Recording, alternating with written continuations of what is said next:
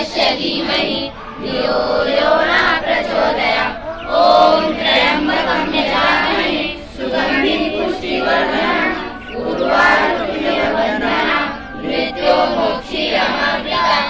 ॐ सहनाववतु सहनौ भुनक्तु सह वीर्यं करवावहै तेजस्विनावधीतमस्तु मा विद्विषावहै। ॐ शान्ति शान्ति शान्ति।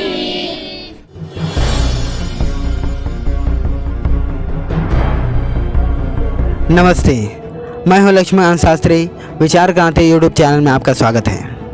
ये जो बच्चे हैं वो संस्कृत भाषा सीखने का प्रयास कर रहे हैं, मंत्र सीखने का प्रयास कर रहे हैं, क्योंकि हमारे हिंदुओं के सारे ग्रंथ संस्कृत भाषा में हैं और प्राचीन काल से ही संस्कृत भाषा भारत की सभ्यता और संस्कृति का सबसे मुख्य भाग रही है। फिर भी आज हमारे देश में संस्कृत को पाठशाला शिक्षा में अनिवार्य करने की बात कहने पर इसका विरोध शुरू हो जाता है। हम भारतवासियों ने अपने देश की गौरवमयी संस्कृत भाषा को महत्व नहीं दिया। आज हमारे देश के विद्यालयों में संस्कृत बहुत कम पढ़ाई और सिखाई जाती है, किंतु आज अपनी मातृभूमि पर उपेक्षा का दंश झेल रही संस्कृत विश्व में एक सम्मानीय भाषा और सीखने के महत्वपूर्ण पड़ाव का दर्जा हासिल कर रही है। जहां भारत के सभी पब्लिक पाठशालाओं में फ्रेंच, जर्मन और अन्य विदेशी भाषा सीखने पर जोर दिया जा रहा है, वहीं विश्व की बहुत सी पाठशालाएं संस्कृत को पाठ्यक्रम का हिस्सा बना रही है। अमेरिका के हिंदू नेता राजन झेद ने कहा है कि संस्कृत को सही स्थान दिलाने की आवश्यकता है। एक ओर तो संपूर्ण विश्व में संस्कृत भाषा का महत्व बढ़ रहा है, वहीं दूसरी ओर भारत में संस्कृत भाषा के विस्तार हेतु ठोस कदम नहीं उठाए जा रहे हैं, जिसके कारण भारत में ही संस्कृत भाषा का विस्तार नहीं हो पा रहा है और संस्कृत भाषा के महत्व से लोग अज्ञात हैं। हिंदू धर्म के अलावा बौद्ध और जैन धर्म के तमाम ग्रंथ संस्कृत में लिखे गए हैं। संस्कृत वाक्यों में शब्दों को किसी भी क्रम में रखा जा सकता है।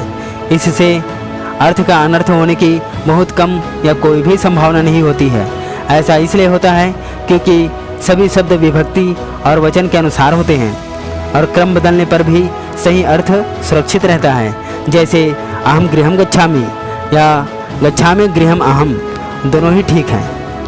संस्कृत विश्व की सर्वाधिक पूर्ण, परफेक्ट एवं तर्क सम्मत भाषा है। संस्कृति एक मात्र साधन है जो क्रमशः अंगुलियों एवं जीभ को लचीला बनाते हैं। इसे अध्ययन करने वाले छात्रों को गणित, विज्ञान एवं अन्य भाषाएं ग्रहण करने में सहायता मिलती है। संस्कृत भाषा में साहित्य की रचना कम से कम 6000 वर्षों से निरंतर होती आ रही है। इसके कई लाख ग्रंथों के पठन पाठन और चिंतन में भारतवर्ष के हजारों पुष्ट तक के करोड़ों सर्वोत्तम मस्तिष्क दिन रात लगे रहते हैं और आज भी लगे हुए हैं। पता नहीं कि संसार के किसी भी देश में इतने काल तक, इतनी दूरी तक व्याप्त इतने उत्तम मस्तिष्क में विचरण करने वाली कोई भाषा है या नहीं, शायद नहीं है। दीर्घ कालखंड के बाद भी असंख्य प्राकृतिक तथा मानवीय आपदाओं को झेलते हुए आज भी 3 करोड़ से अधिक संस्कृत पांडुलिपियाँ विद्यमान हैं। यह संख्या ग्रीक और लैटिन की पांडुलिपियों की सम्मिलित संख्या से भी 100 गुना अधिक है। निसंदेह ही यही संपदा छापा खाने के आविष्कार के पहले किसी भी संस्कृति द्वारा सृजित सबसे बड़ी सांस्कृतिक विरासत है। संस्कृत केवल एक मात्र भाषा नहीं, अपितु संस्कृति है, एक संस्कार है। संस्कृत में विश्व का कल्याण है, शांति है, सहयोग है, वसुधैव कुटुंबकम की भावना है। अब केंद्र सरकार व राज्य सरकारों को सभी स्कूलों, कॉलेजों में संस्कृत भाषा का अनिवार्य कर देना चाहिए, जिससे बच्चों की बुद्धि शक्ति या विकास के साथ साथ बच्चे सुसंस्कारित बने। पूरी पृथ्वी पर हमारे वैदिक ऋषियों के सिद्धांत हैं, लेकिन फिर भी हम उन्हें दूसरों के नाम से पढ़ने पर विवश हैं। इसलिए मैं कहता हूँ कि वेदों की ओर लौटो, कुछ नहीं है अंधी पश्चिमी दौड़ में।